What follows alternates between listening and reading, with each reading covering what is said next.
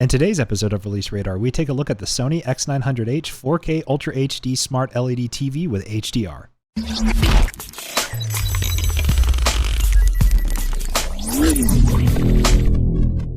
Before we get into the rest of the video, I do want to let you guys know that only a small percentage of people who watch my videos are actually subscribed. I would appreciate a sub, it helps with the algorithm, and let's get into the video. So this television comes in a 55-inch, 65-inch, 75-inch, and 85-inch model. We have the 65-inch downstairs. However, in this video, I am going to be taking an in-depth look at the 55-inch, but the internals for all the displays are exactly the same. Now let's talk specs. So this television has Sony's X1 Bravia chip built in, has a resolution of 4K UHD 3840 by 2160 with an LED panel, has up to 120 Hz refresh rate with X-Motion clarity, built-in Wi-Fi 5 and Ethernet connectivity. It uses a 4K X Reality Pro engine to upscale non-4K image to 4K. It has HDR10, HLG, and Dolby Vision HDR support. It works with Alexa and the Google Assistant. Google Play Store is present to download and upgrade apps. There are 16 gigabytes of internal storage for said downloads for apps, and there are dual 10-watt speakers. In terms of I/O on this display, from top to bottom, we have 2 USBs, an optical out, an aux in, an AV in, 4 HDMIs, and HDMI 3 is ARC compatible, a wired LAN connection, an RF connection for satellites, and lastly, IRN and RS-23C. This TV operates off of Android TV OS and is very smooth and snappy. As I said earlier, there is a Google Play Store enabled, which you can use to download some games and movies and apps to watch and interact with. Personally, I don't really use much outside of Netflix, Hulu, HBO, Disney+, YouTube TV, YouTube, and just the main basic streaming apps. There's so many of those nowadays, but I basically only use the most popular streaming apps. But with the Google Play Store, you can just buy or rent movies directly from there to watch. Or alternatively, if you don't want to mess with the TV's built-in OS, you can just cast your phone directly to this TV. This TV does support both Chromecast and Apple AirPlay. Now let's take a look at the different display modes that this television has built in. So to do this, I'm going to pull up a Ultra HD 4K video and swap between the different display modes. I'm going to let each video play for about 10 seconds with each different display mode. So let's go ahead and take a look at what that looks like right now.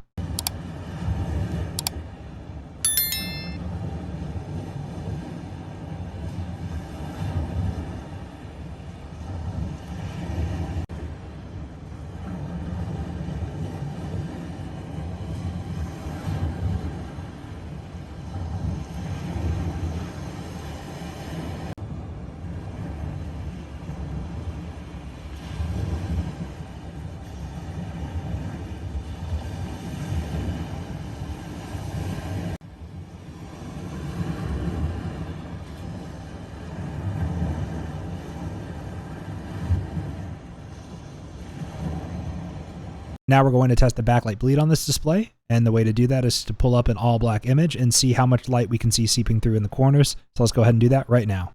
And as you can see right here, I did that so you guys know the TV's not turned off, but as you can tell, the backlight bleed on this display is amazing. There's like no light seeping through in the corners. I know I have LEDs behind the TV, but like to my eye, I can't see any backlight bleed at all. Now I want to do a real quick sound test of these speakers versus my soundbar. So I'm going to play about 5 seconds of a royalty-free song through the speakers, and then I'm going to play the same 5 seconds of that song through the soundbar so you guys can just get a sense of the audio quality of this display. As I said at the beginning of the video, I do personally use a soundbar just because I like soundbars over TV's built-in speakers. The sound is more full through a soundbar, so let's go ahead and take a listen to that comparison right now.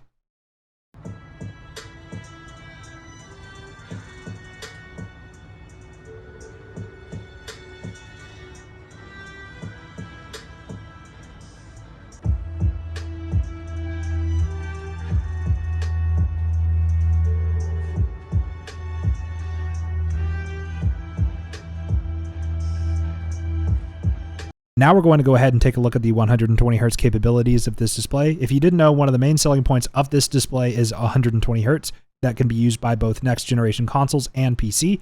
So I'm going to go ahead and test some gameplay on both my PS5 and my PC. Now remember, on PlayStation, only select titles do support 120 Hz, but on PC, I should be able to play whatever game I want at 120 Hz. So let's go ahead and take a look at that right now.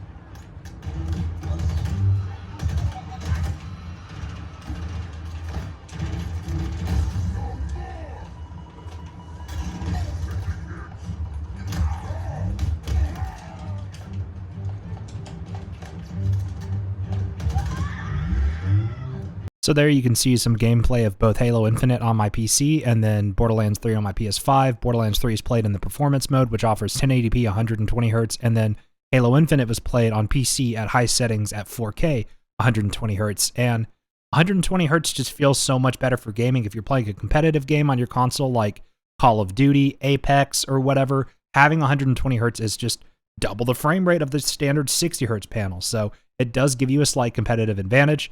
And this is set up and ready to use with 120 Hz on next-gen consoles. So if you're looking at buying an Xbox Series X or a PS5, this TV could be a great gaming display for you. Unfortunately, however, there are some cons I do have to touch on with this television. This happens on both the 55-inch TV we have upstairs that I own and then the 65-inch downstairs that's the family's. And that is, sometimes the TV just disconnects from the internet for no reason. So you sit down, you get your meal or whatever, you sit down with some friends to watch some movie or some TV show, you go to Netflix or to Disney Plus or to Hulu and it just says internet offline. It happens so frequently that I had to get a smart plug, which fortunately I had one lying around, but if I didn't, I would have gone out and bought one. And so I put a smart plug between the TV and the actual power outlet.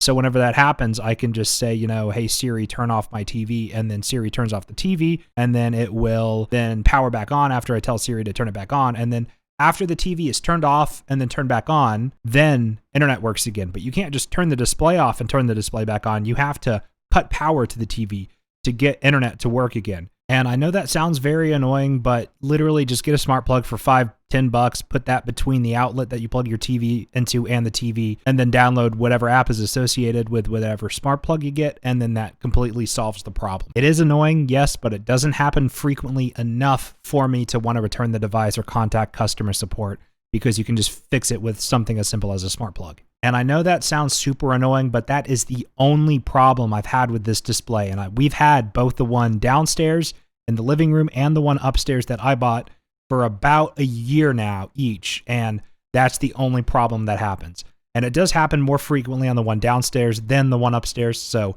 I don't know what's causing that problem, but I've fixed it enough for the smart plug. So considering that's the one issue we've had with this TV with a year of heavy use on each display, I would consider that not too bad, because I've had other TVs that have had a plethora of other issues within the first couple months of usage. So one problem that's persistent, but still just one problem that's easily fixable, I will take that over a plethora of smaller, minor issues.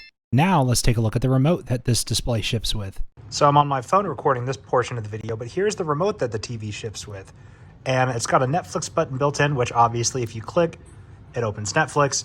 It's got your standard channel swapping buttons up on top here. It's got your settings button, your input button, and input does also cycle through the different streaming services. So input's not just for the TV's inputs. So you can go from your TV input to AirPlay to Disney Plus, HBO Max, Hulu, Netflix, Prime Video, Spotify, whatever else you might have installed on the TV. But my favorite feature about the remote is this button right here. You can click this button and search with your voice. So if I say, open YouTube and play Iron Man,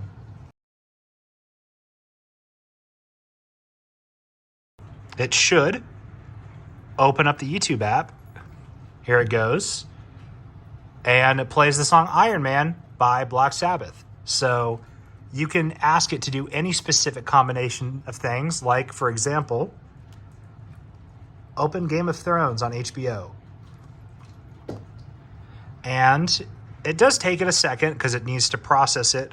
But just like that, I just went from YouTube listening to Black Sabbath to HBO watching Game of Thrones, and I did it all with the voice search button. So that is a really cool feature. But overall, I really do recommend this display. It is a fantastic value for the money. You can find it at about $1,000 or less.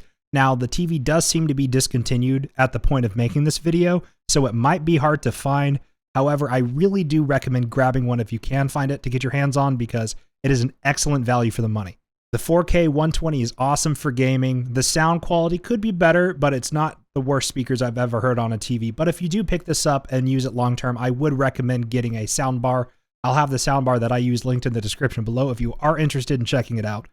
Also linked down below will be obviously the TV And I'll also have the light system that I use, the image reactive lights, if you're interested in checking those out as well. I think this is an excellent budget mid-range TV. You can go crazier than this and get yourself a fancy 85, 95, 100-inch OLED, crazy HDR 1000 display. Or if you don't want to spend $5,000 on a TV, you could get something more entry to mid-range in the state of high-quality 4K TVs, which this display, in my opinion, this is a mid/entry-level high-quality 4K display. Pick this up and you will absolutely love it. Aside from the one issue I had where the display just randomly disconnects itself from internet, I don't really have any other problems with this TV, and I've been using both the one downstairs and the one upstairs heavily for the past year. So I really do recommend the SONY X900H. Thank you so much for watching. And if you can't find the X900H, you could also check out the X80J, which is the lower tier model, but that one's actually in stock. Or you could check out the X950H, which is the newer model of the X900 series by Sony. So I haven't personally tried the X80J nor the X950H, but I do have a feeling they will be similar enough to this display for me to recommend. So thank you guys so much for watching. I'll have everything linked in the description below. Let me know if you found this review helpful, and I will catch you guys in the next video. Adios.